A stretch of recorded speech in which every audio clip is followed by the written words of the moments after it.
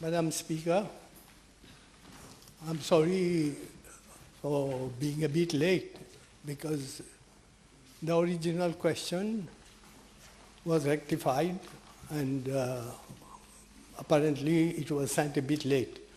That's why it took more time. Madam Speaker, as I stated in my intervention on the Appropriation Bill 2018-19, law and order is a top priority for this government. Crime and criminal activities around the world keep changing. It implies a huge responsibility and is not a subject that should be left to the police alone.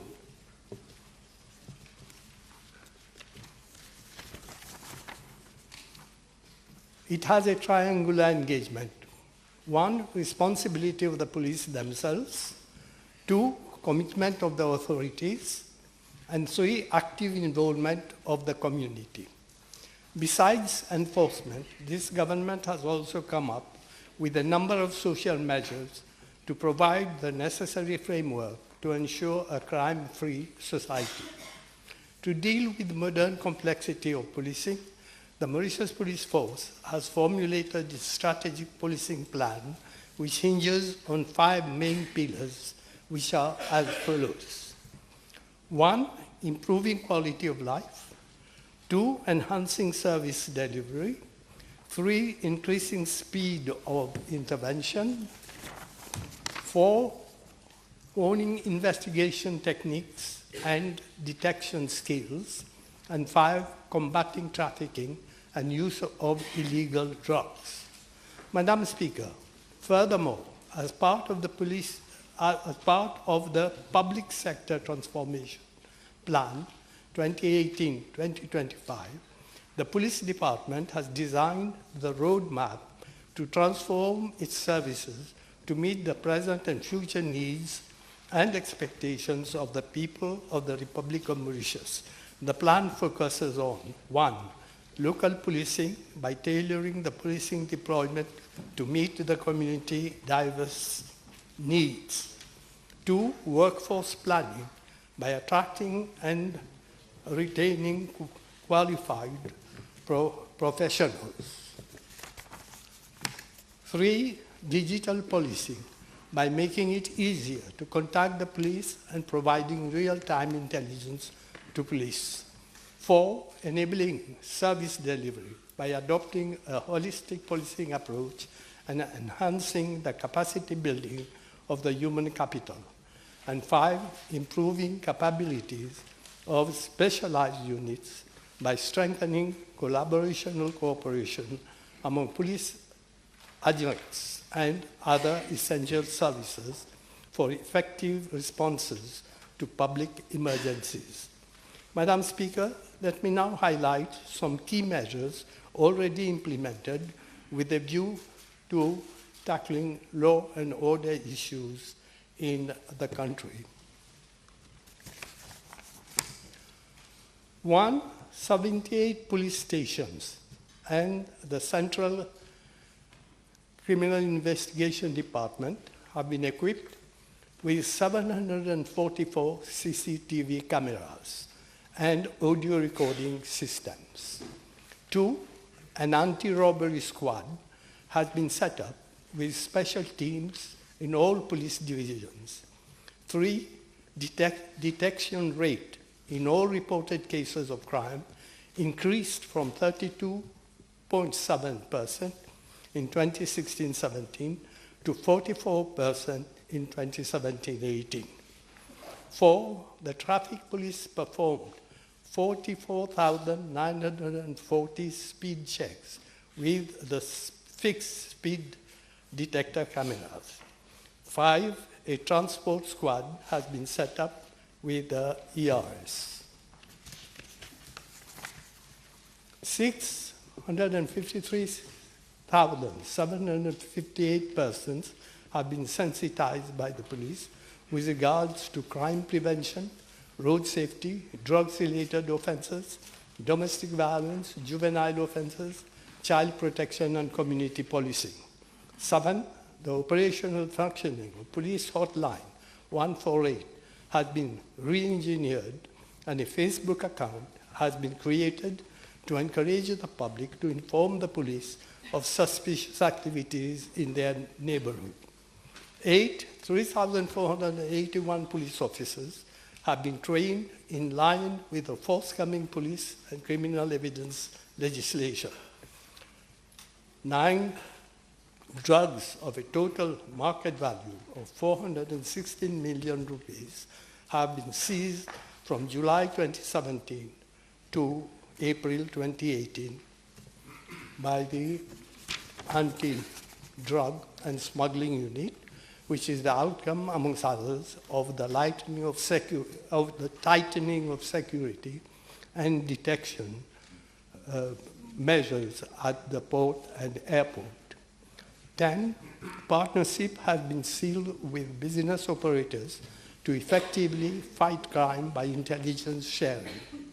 11, targeted crackdown operations are being carried out by local police jointly with other adjuncts of the force, such as ERS, SSU, GIPM, ADSU, CID, Helicopter Squadron, NCG Commando, and police dogs in all police divisions. 12, foot and mobile patrols have been reinforced all over the island, especially in crime-prone areas.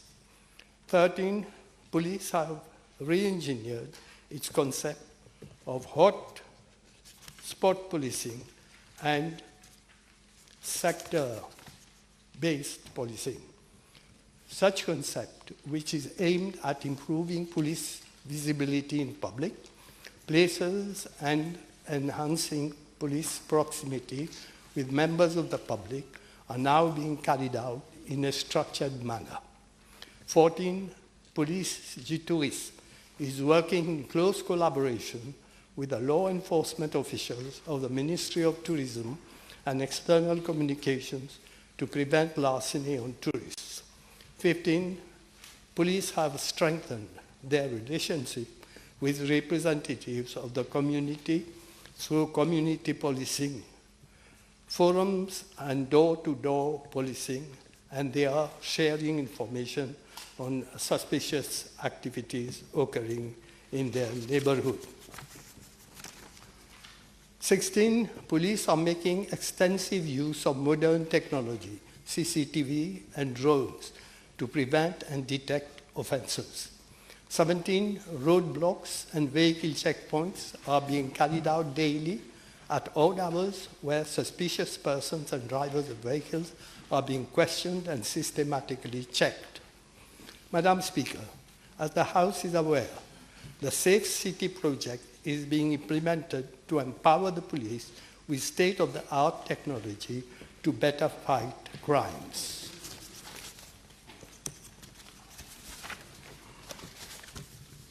For this financial year, not only will we be recruiting 1,000 additional police constables, but we will provide to our police force managerial tools, vehicles, modern technological equipment for security and disaster management, including IT logistics, as well as additional seagoing assets to ensure a more effective and efficient policing onshore and at sea.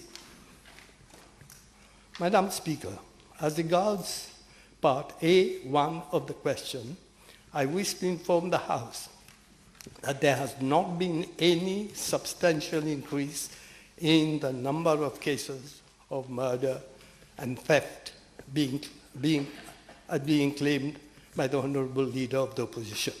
The figures speak for themselves. In 2009, the number of murders stood at 35, whereas in 2017, it was 31. In 2018, there have been 19 cases. In 2009, the reported number of cases of larceny was 3,584, whereas the number for 2017 was 3,495. The overall number of crimes in 2007 was 6,691, with a crime rate of 5.4%. In 2017, the overall number of crimes was 5,622, with a crime rate of 4.6%. Moreover, as clearly indicated in the report of statistics, Mauritius, more than half of international homicides were committed in private households, where the police has no direct control. The leader of the opposition will agree with me that we cannot have a policeman in every household. Also, it is very important to highlight that police is opening more avenues for people to come and report crimes. Moreover, new crimes are being reported, such as money laundering and cybercrime, among others. Madam Speaker, with regard to Part A2 of the question, I am informed that the main cause of reoffending is drug-related, which in itself is a very complex issue. I wish to inform the House that the police and other concerned government departments are taking several measures with a view to preventing reoffending. Some of these measures include: 1, a preventive strategy has been developed whereby potential offenders are being closely monitored with a view to ascertaining whether they are living a honest and decent life. 2, there are several rehabilitative measures implemented in the prisons, which include courses in moral values, music, gardening, tailoring, and cookery. We have also reformed our detainee remission system to do away with automatic remission and introduced earned remission in a bid to focus more on rehabilitation. Madam Speaker, with regard to Part B of the question, I wish to inform the House that police inquiries are conducted in a fair, impartial, and well-structured manner in strict compliance with established standards, operating procedures, and protocols under the police standing orders and the police instructions manual, copies of which have been issued not only to every police officer, irrespective of their posting, but also to other institutions such as the Office of the Director of Public Prosecution, the Attorney General's Office, the National Human Rights Commission, and the Independent Police Complaints Commission. The above institutions have an oversight interface with the police to ensure that there is no deviation from the standard established practice. Inquiries into important cases are generally referred to the Office of the Director of the Public Prosecutions for advice before prosecution. As a matter of information, all police officers are regularly trained in the conduct of investigation. The last workshop on investigation was held on 27th June 2018, where some 350 police officers had the opportunity to benefit from the experience of a senior state counsel. I must emphasize that currently there is a cohort of 21 police officers from Djibouti National Police being trained in best practices of investigation by the Mauritius Police Force. Madam Speaker, this government is committed to tackle the law and order issues, and as I have already stated in this House, solutions and results will come through dedication and commitment of the police as well as technology and innovation. Madam Speaker, crime and security is the major preoccupation of the Mauritian population. According to Afrobarometer, it was the third most important worry of the population. Now, unfortunately, crime rates, which were falling steadily since 2009, which the Honourable Minister Mento took, down to 2014, steady fall, especially in all types of theft, have risen dramatically, worryingly, since 2014. What is going wrong? I'd like to ask Honourable Minister Mento, what is going wrong? Why have robbery from 2014 onwards to here steadily increased year by year to almost double the figure of 2014? Why has robbery, I mentioned robbery, almost doubling, burglary increased by 70% since 2014, which was falling before that under the previous Commissioner of Police, and the same for theft in general? Why is that? That is the question that everybody is asking. I have been told by the Commissioner of Police that this is so because most of these offences are drug-related offences. Madam Speaker, I'd like to ask and the same for murder, by the way, 31 murders in this year, and I'd like to offer my sympathy, Madam Speaker, to Mr. Shyam Ramgulam, his family, who was murdered only yesterday. Now, 31 murders in 2017, 19 murders last year, 19 murders in 2015, 19 murders in 2014, Madam Speaker. What I'd like to ask Honourable Minister Mento, why this increase in hike in murder last year? Well,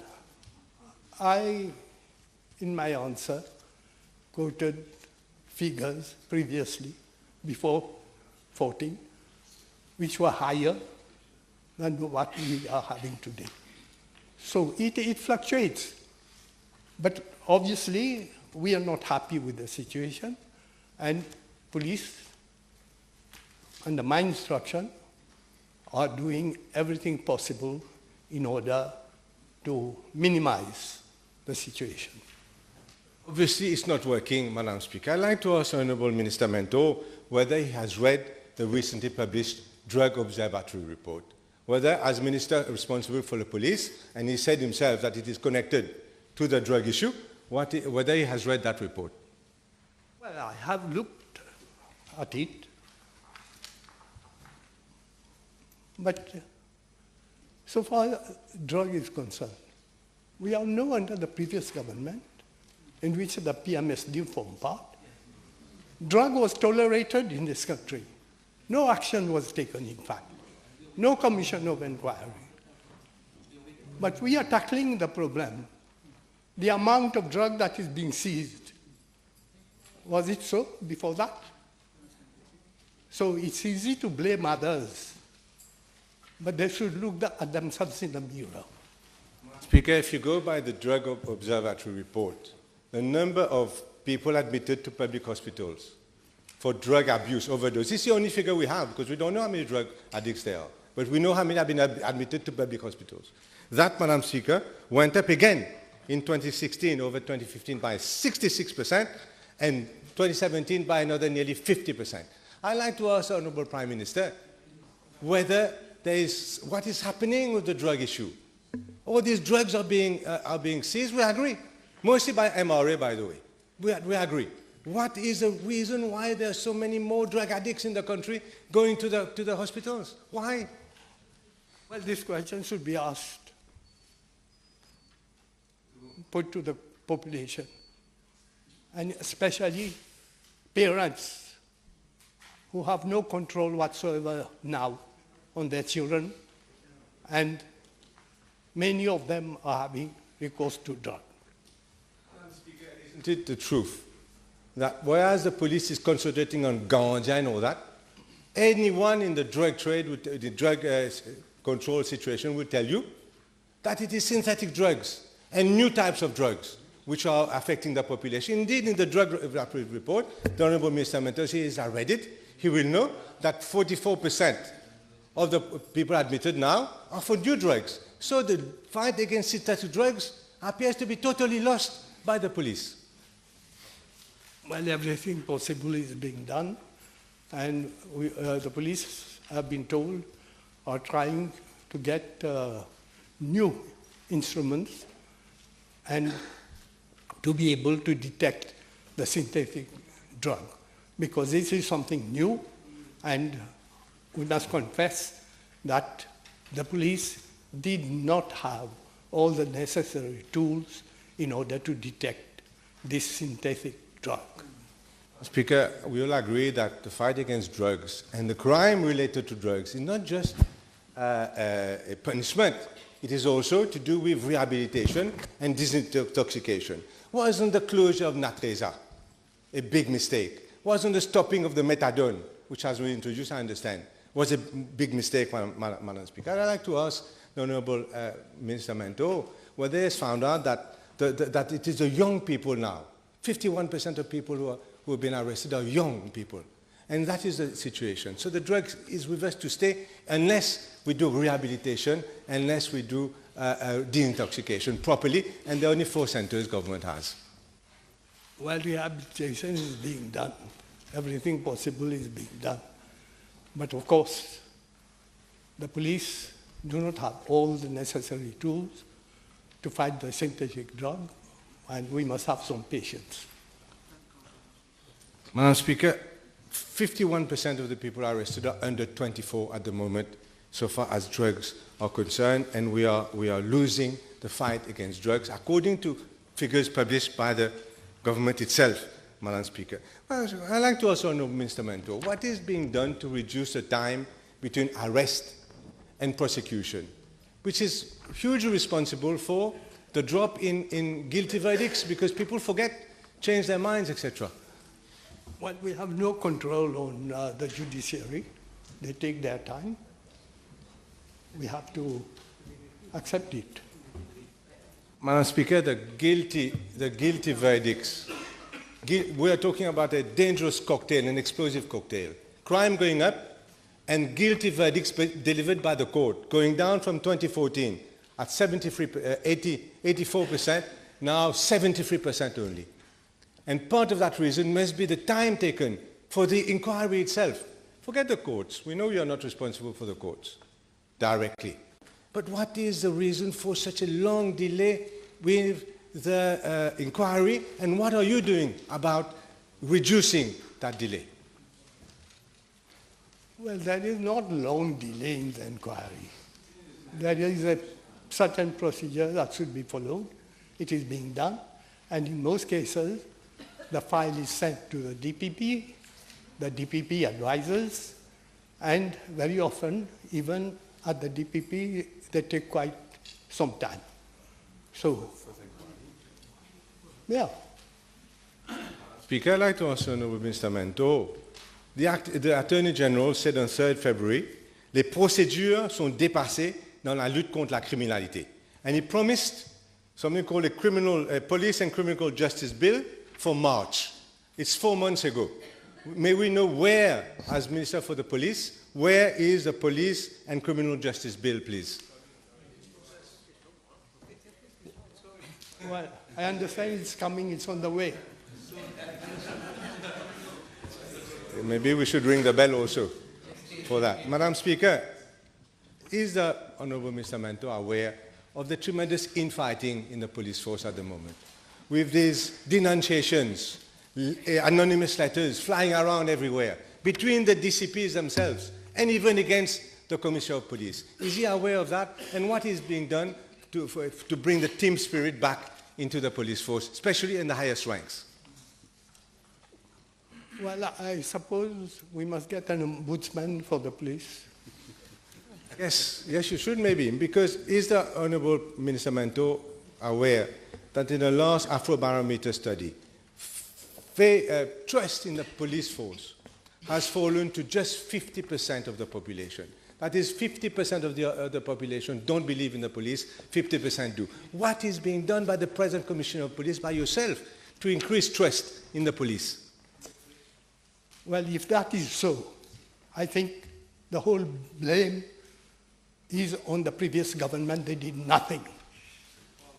And Speaker, things are getting much worse under him, and it's the first time we have a dedicated police minister. And it's getting much worse, easily proven, including robbery and theft, and was taken l'ascenseur. Madam Speaker, let's come to reoffending rate. It has also gone up.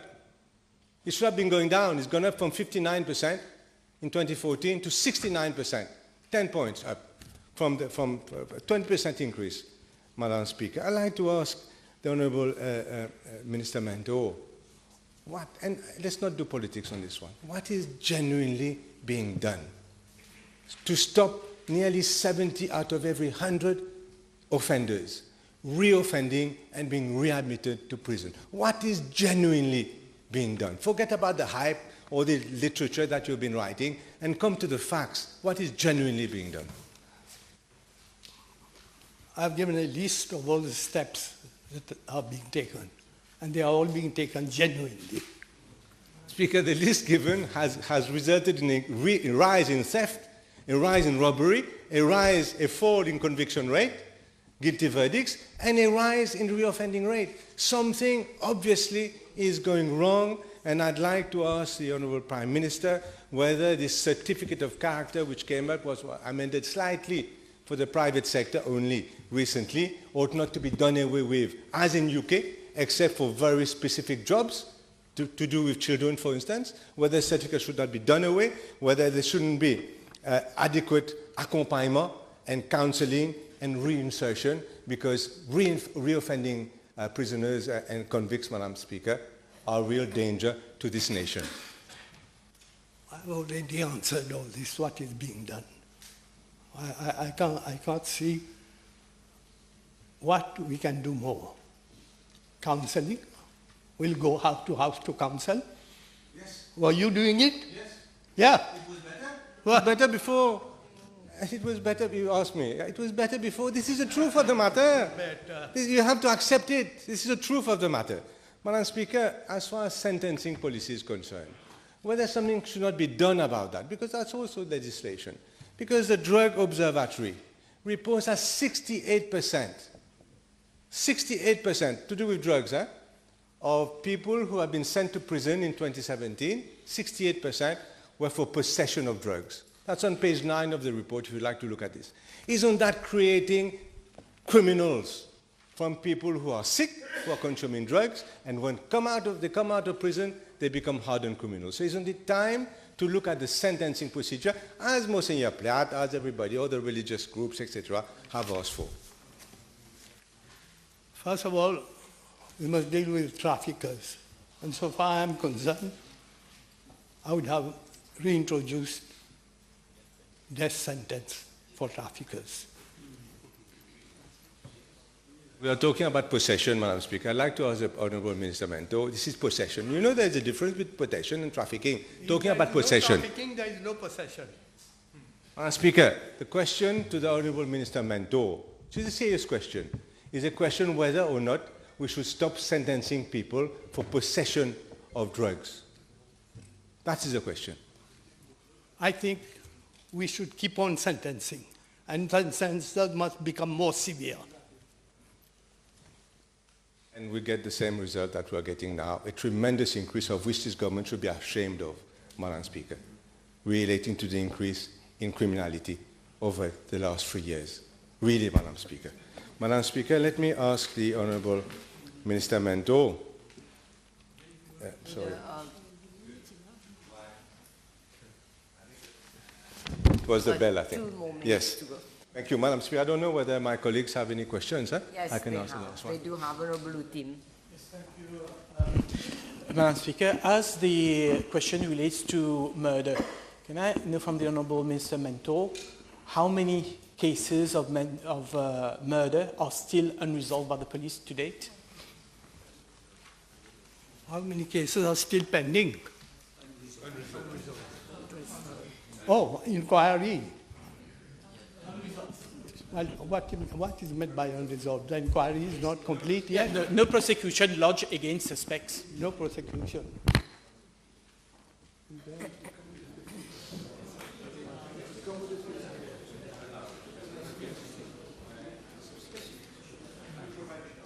Well, it seems we don't have the answer right now. Please come with a specific question with that.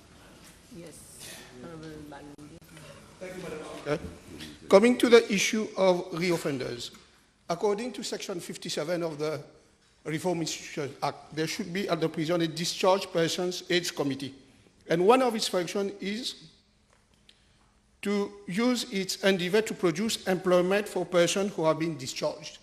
and to rehabilitate this person. According to my information, this discharged person committee does not exist at the prison. Or if it exists on paper, it's not functioning. Can I ask the Honorable Minister Mento what is being done with regard to that committee? And this will help those prisoners who are going out to live in society honestly. Well, I'll look into it. Honorable Leader of Opposition, you have the last question. Okay. Madam Speaker, I'd like to ask the Honorable Minister Mento. I'm sure he knows the famous saying, government should be tough on crime and tough on the causes of crime. For everyone who knows the subject, the two go together.